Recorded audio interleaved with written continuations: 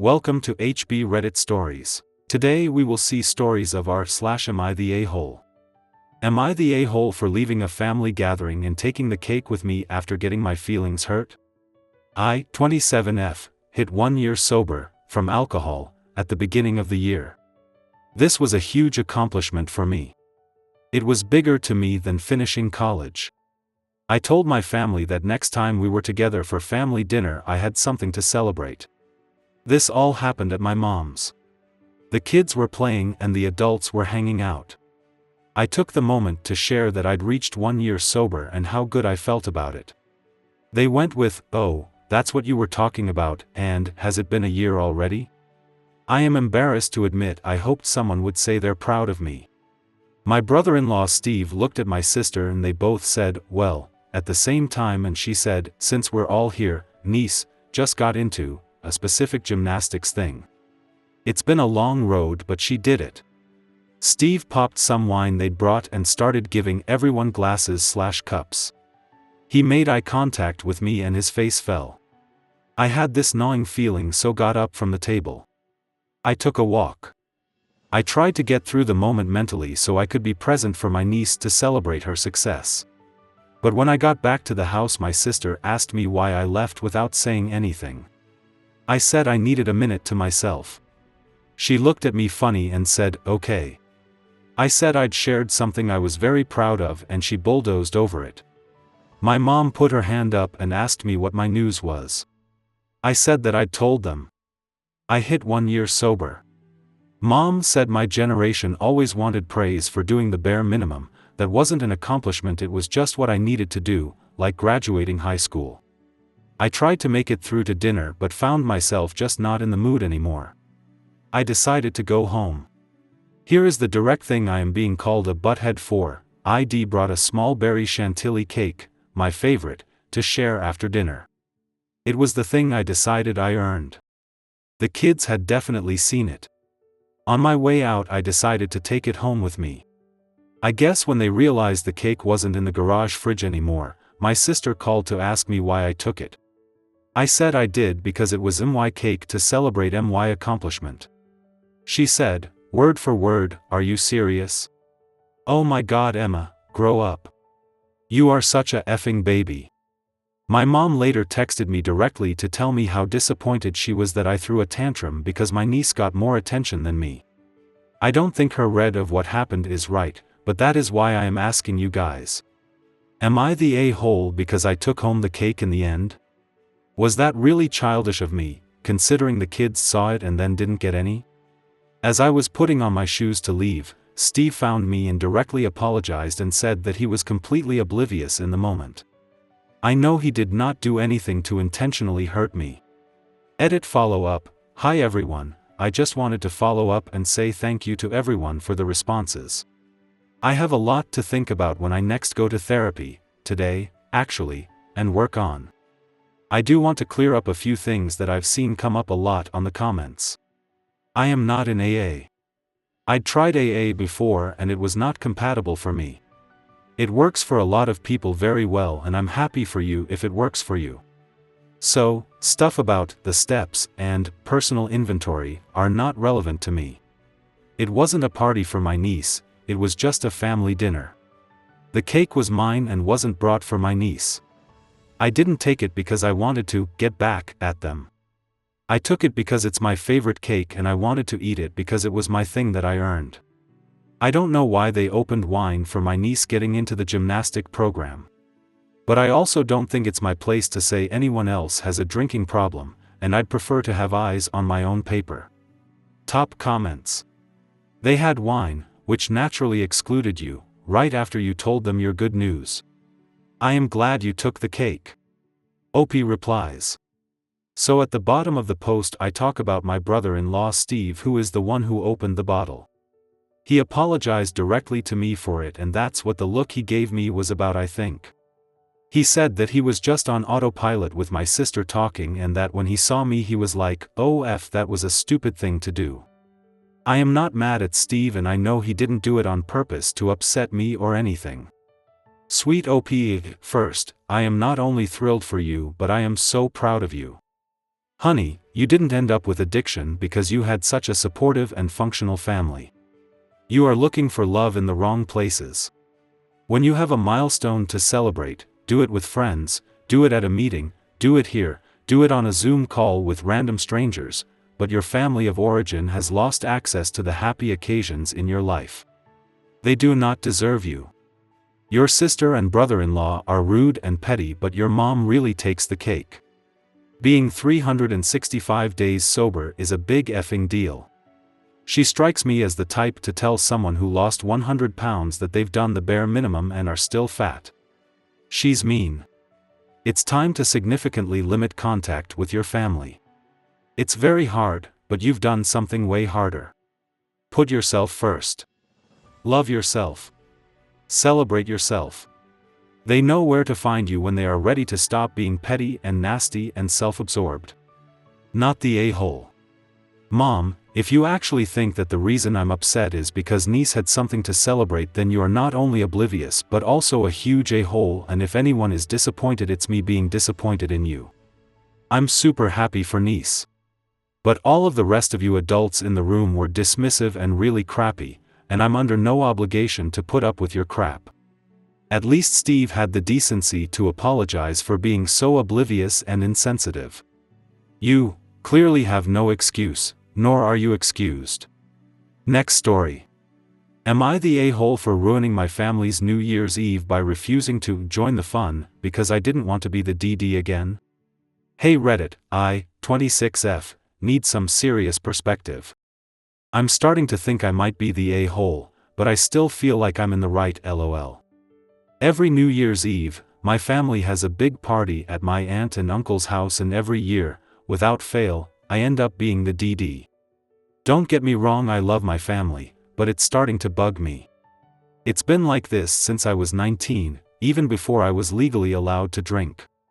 I don't drink much, maybe a glass of wine or a beer, but I don't get plastered. I'm fine with driving people home if they need it, but for the past few years, everyone expects me to not drink so I can drive them back. Every year, it's the same, "Oh, can you drive? You're not drinking anyway." I always say yes because I don't want to let anyone down. Fast forward to this year's New Year's Eve. I told my family ahead of time I wasn't going to be the DD anymore. I just wanted to enjoy the night, have a couple of drinks, and not be responsible for getting everyone home. I even told my cousin, who usually gets really sloshed, that I wasn't driving this year, and she was fine with it. When I got to the party, it was the usual chaos. People were drinking, laughing, and having a good time. I was enjoying myself, but around 11, my cousin came over and asked if I was ready to drive everyone home. I reminded her I'm not driving tonight, I'm here to enjoy the party. She looked at me like I was crazy and said, "Come on, you always drive. Don't be a jerk." Which, like, what the F? I tried to explain calmly that I wasn't being a jerk, just that I wasn't going to be the chauffeur anymore. Then, my aunt overheard and pulled me aside. She lectured me, saying, "We all agreed last year you'd be driving. You know how much we rely on you. Everyone else is too tipsy, and Ubering is so unsafe. Just drive this one time, for the family." I felt a ton of pressure but refused. I told her I'm not their chauffeur and wasn't going to do it again just because no one else could figure out their own ride. My aunt got upset, saying I was being selfish and that we're family. She said I'm the only one who doesn't get too drunk, so it makes sense for me to help out. I told her I had already had 3 beers, so I wasn't even legally supposed to drive myself. That's when I snapped. I told them it's not my job to be their DD every year just because I'm the only one who doesn't get blackout drunk. They needed to figure out their own rides this time. Then I got up and left. I felt bad walking out, but I didn't want to be a doormat anymore. I spent the rest of New Year's Eve at home, watching Netflix and eating leftover pasta with my boyfriend. My family texted me, calling me dramatic, selfish, and saying I ruined the night. They said I was being super sensitive and that everyone was disappointed in me. Everyone's demanding an apology out of me even now. And by the way, I got home perfectly safe by Uber. But anyways, am I the a-hole? Top comments.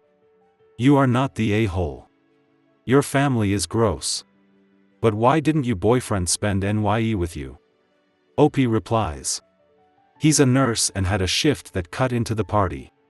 He could have potentially come, but he was exhausted and wanted to go straight home and take a shower while he waited for me to get back.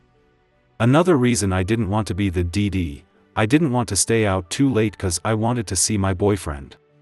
Is this a joke? If they have to Uber home it ruins their NYE, but if you have to watch everyone get drunk while you drink soda and then you have to drive everyone home, then your NYE is fine? None of these self-centered people figured out that having to be the DD to your entire family every single NYE is probably not that much fun for you. Of course you are not the a-hole. Did you even have to ask? This is rage bait, girl. OP replies. I'm sorry for the rage bait. My family parents specifically were starting to get to me. My mom refuses to speak to me until I send an apology text, and I honestly started to feel a little childish. My best friend is obsessed with Reddit and she thought writing this would be a good idea for me to get advice from someone who isn't biased like my friends or boyfriend. Not the a-hole. I would have said nothing and simply left after the first cousin called me a jerk. And I'd simply start leaving any family gathering when the rest start to get sloshed, say, I'm going to go home, I feel a headache coming on. To the host, then leave before they can reply. Next story. Am I the a-hole for leaving my mother's party after she insulted my daughter? I, 36F, have a stepdaughter, 14F, Anna. Her father and I married when Anna was 2. I consider her to be my real daughter in every way that matters, and love her just as much as my biological children. Most of my family adores Anna. She's a very sweet and hardworking girl who does her best to make them proud. However, my mother, 55F, appears to not. She's never outright said that she dislikes my daughter or why, but I've always thought it's because Anna wasn't my biological child. I've been teaching Anna to cook for a few years now. She asked me last year if she could start bringing her cooking to family gatherings and potlucks, and of course I agreed. My mother started critiquing Anna's dishes.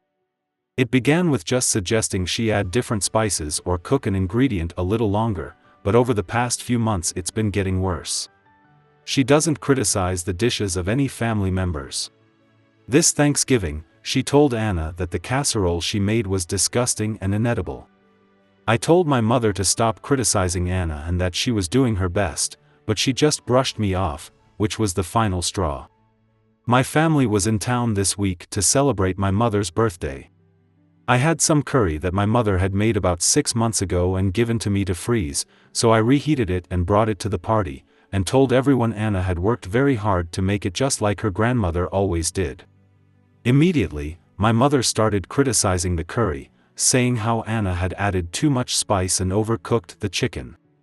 She even went so far as to tell Anna that she should stop bringing food to potlucks altogether. I hadn't originally intended to make a big deal out of this, but that comment crossed a line. I informed my mother that it was her own curry that I had reheated, and Anna had not actually cooked it. She immediately started sputtering and backpedaled, saying she was just trying to give constructive criticism and make Anna a better cook, but I knew she didn't really believe it. I asked her why she would treat my own stepdaughter so badly, and she admitted that she didn't see Anna as her real grandchild. This was the final straw for me. I found my husband, Anna, and my other children, and told them we had to leave, explaining what my mother said. We probably won't be attending any family gatherings for the foreseeable future either. My mother has gone full scorched earth on Facebook and most family members have taken her side. She says that I ruined her party by leaving, and that I destroyed our relationship for someone who isn't even my real child. My husband is on my side, but he thinks that we shouldn't have left the party, since I'd already proven my point. Top comments. Not the a-hole here. You're not just sticking up for Anna, but you're protecting her from what amounts to verbal abuse. Plus, you're drawing a line with your mom that some behavior isn't acceptable. That's always a good line to take, especially with parents and in-laws that don't grok the idea that they can't do whatever they want and treat people like crap with impunity. Not the a-hole, you chose to be Anna's mother, and you are. You mother is a huge a-hole attacking her for no reason other than she doesn't see her as a real grandchild. Go very limited contact to no contact with her and anyone else that has an issue. Anna did nothing to deserve all that. Hopefully she keeps cooking and baking and doesn't let those comments affect her. Next story. Am I the a-hole for refusing to sign my neighbor's use of yard waiver? Last Thursday, my neighbors approached my wife regarding a use of yard waiver since they don't have the clearance to move excavators and bobcats to their backyard to build a pool. The waiver states they need 10 feet of clearance, 4 feet would be into our yard based on my measurements, and they would repair the grass to its original state. I have an irrigation system and internet lines which run beneath the area which would be used. The neighbors were leaving for FL and asked for a 48-hour turnaround. I spoke to the pool company on Friday and the PM said they need 10 to 12 feet and they need the waiver because there is a good chance the ground will be totally torn up. It was my wife's 30th birthday this weekend, so this situation was not top of mind, but my neighbor knocks on the door Saturday afternoon asking for a response. I kindly explain I am not comfortable signing the current waiver given the typos, lack of notarization, and ambiguities regarding repairs. He takes it personally and storms out of the house complaining about how much money he is going to lose. Today, the project manager from the pool company knocks on our door asking what they can do to resolve this. I told him I really don't want my yard torn up, but at minimum a new waiver needs drafted and I would consider it. He then says we have an electrical easement which runs 1.5 feet into our yard in the exact spot he wants to use and would just call for access. I check my plat design and deed to see there is not any easement running through the area they need. He leaves and the situation is still up in the air. Edit. Thanks everyone for your input. I had run this situation by many friends and colleagues and the answers were consistently, no, unless you can get outrageous stipulations, and even so it is still a risk. At the end of the day, I don't want to be dealing with the pool contractor or neighbor to return my yard and irrigation to its original state. Top comments. Not the a-hole. Putting in a pool is not some kind of emergency. They have the luxury of time to do their research before and didn't. You don't owe them the risk of destroying your property and putting your lines from different services at risk so they can go swimming. The nail in the coffin was the lie about the easement. OP replies. Project manager said they neighbors have known about this for months and just forgot to bring it over to us until he reminded them. They do have the other side of their house, but their driveway would be ruined and they still need a use of yard waiver from the other side neighbor. Not the a-hole. Right now, your neighbor has a problem. If the contractor digs up your yard, causes damage, disturbs something, fails to restore your yard or takes 3 months to do the work, then you both have a problem. The document as you've described it doesn't address liability, or how disputes will be resolved. There is no upside to you signing this unless you have a particularly close relationship that you want to maintain with the neighbor. The pressure to sign this quickly is not a good sign. I hope you guys like this video. If you did, make sure like, comment, share and subscribe the channel HB Reddit Stories.